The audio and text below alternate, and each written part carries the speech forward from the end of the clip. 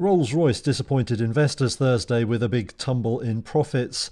They sank to about $152 million, or less than half the figure this time last year. That was way below analyst expectations.